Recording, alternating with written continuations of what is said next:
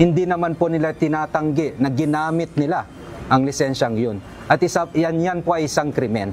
So ang DOTR at ang LTO, hindi po natin hayaan na lapastanganin ng ninuman, ng mapa-opisyal o pribadong individual ang lisensya po ng DOTR at ng LTO. Formal nang sinampahan ng reklamo ng Land Transportation Office o LTO ang dalawang dating opisyal ng Department of Public Works and Highways dahil sa paggamit ng peking lisensya.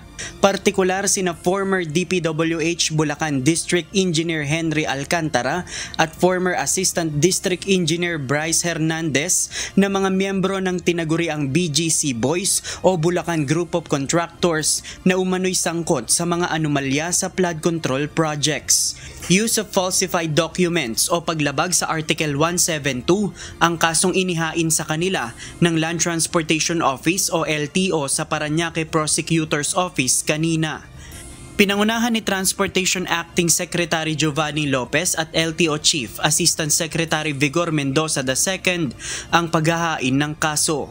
Kung mapapatunayan ang kanilang paglabag, maaari silang makulong ng 6 na taon at magmulta ng nasa 1 milyong piso. Pero dahil sa paggamit nila ng peking lisensya, habang buhay ng kakansilahin ng LTO ang mga tunay nilang driver's license. Ayon kay LTO Chief Mendoza, tuloy-tuloy ang kanilang investigasyon hanggang sa matunton kung saan nakuha ng dalawang BGC Boys ang peking lisensya. Sa ngayon, talamak ang mga alok na lisensya online kung saan mas madali umano ang proseso.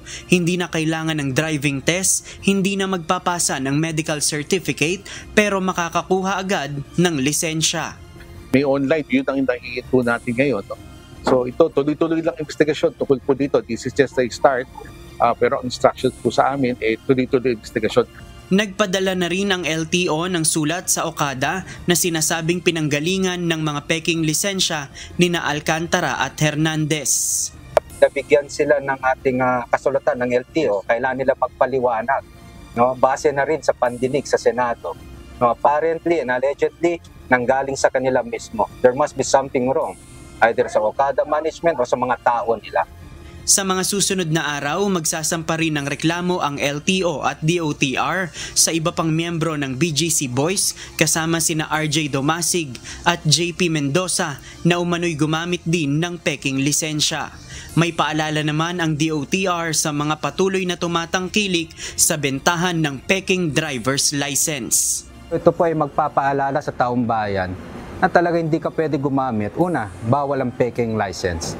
Yan po ay pampublikong dokumento. Mas lalong bawal gumamit ng peking license. At yan po ay isang krimen. JP Nunez, UNTV, News and Rescue. Diyos ang aming sandigan, serbisyo publiko ang aming pinahahalagahan.